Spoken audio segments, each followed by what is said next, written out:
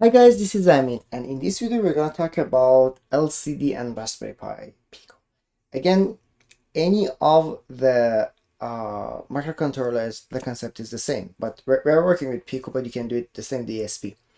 Just as long as you know the pins and the concept, just you can play with everything around. So when you buy a LCD display like this 1602, you might get it just plain the LCD, or you might get it with this simple board attached to the back of that. So for the first one, it's like you're gonna connect all of these things, and for the other one, just these four pins, I2C pins. I mean, if you get it plain without anything, don't worry. I'm gonna tell you how you can use it. And if you have it like this, so the setup would be way easier because there are just four pins. And this camera, actually, it is just recording the Raspberry Pi Pico and both LCDs which are connected. So we're gonna see, we're gonna work with them, and yeah, let's save some words. Get started. To start off, the first one, we will have something like that.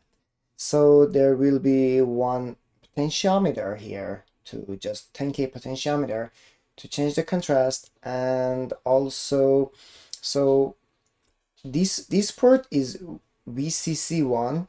It doesn't mean it should be connected to VCC. By default, it generates the VCC for us, and this one is ground. So whatever is VCC, I just draw in yellow, the ground in black, as you can see, and these ports should be connected like this. So GP 21, 20, 19, 18, 17, and 16 will be occupied with these pin numbers. And this one is VSS. So you can either start with VSS or just the numbers, it doesn't matter. This is the first setup. So I'm gonna close this and I will bring Thani here. For this one, how it works, actually we do need some libraries for that.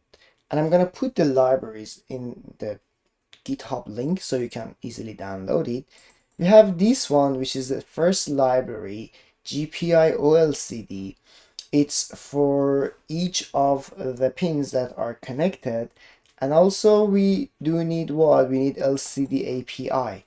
So we have the LCD API and we have this one, GPI OLCD. So combination of these two will be enough for us to have this one here. And it is what we have. So here I added some commands here and just comment them out for you to use them.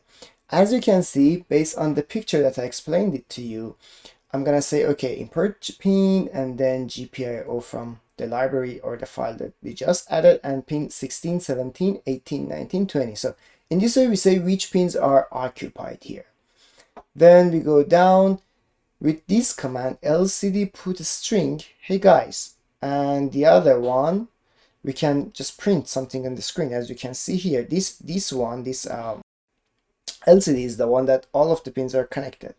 And if I just change this potentiometer, we can see contrast will be the backlight, actually. So for backlight changes. Anyway, so let's come here. With these two, we can print. So LCD put a string, and then we have what here? We have these things here. This one is the first row, and this one is the second row. We can call them like 0 and 1. Here, as you can see, what do we have? We have LCD move like this. So if I make it like 1, 1, and if I run it, we'll see what will happen here. It just shifted one towards right. Or if I make it 0, then run it again, it comes back. So if we are in a case that we do need to just run, work, and having different things every time, because it replaces or rewrite on that, how it is, we have the LCD here, we have a command or comment or whatever here, a text.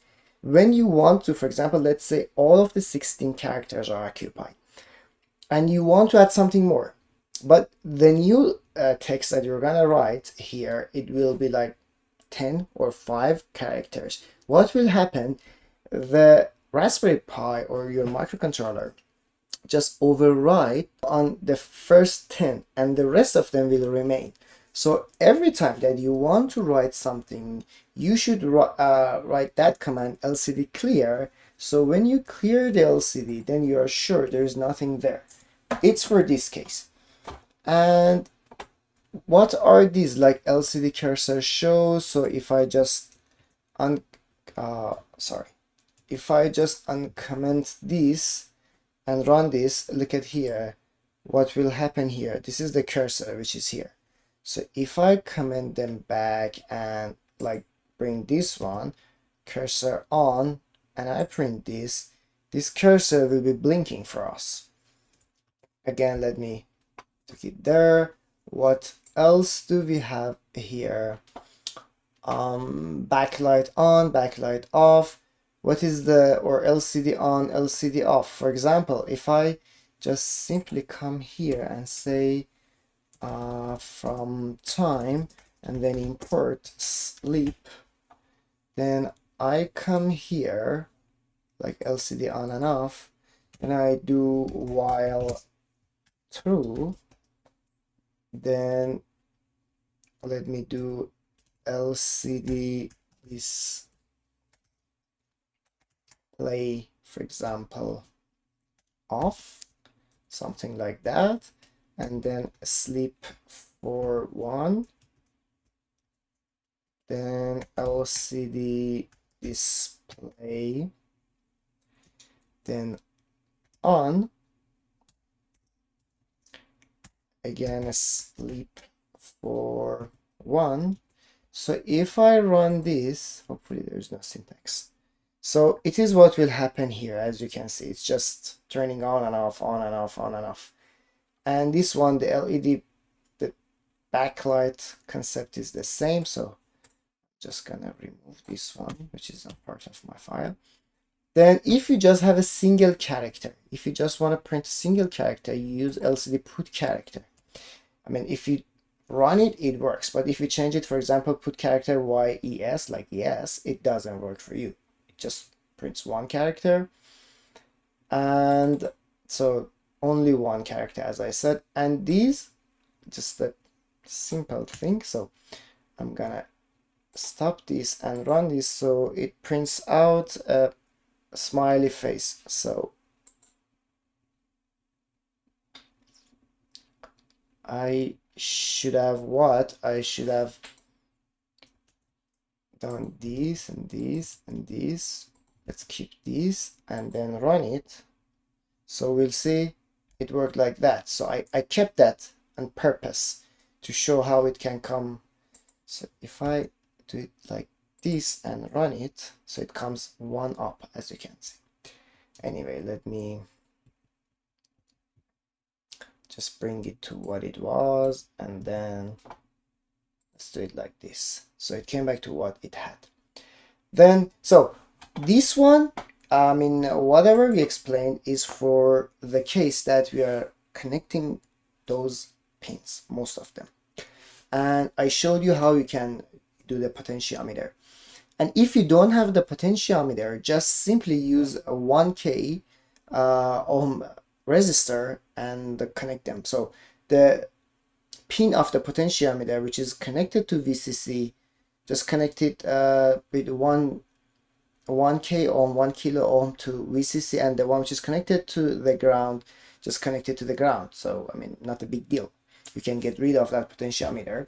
But if it is still unclear, just comment me below and I will send you a file or a drawing of that. But anyway, so far we're good. Let's go to the I2C one. If I want to think of the I2C one, we still need this LCD API. But what else do we need? We need to know the address. So there is a specific file here. If I run this, what it tells me, it says the address, the I2C address of this LCD is hexadecimal 27. So this number is hexadecimal, and as you can see, I just converted. This was a string, integer, hexadecimal, and those stuff.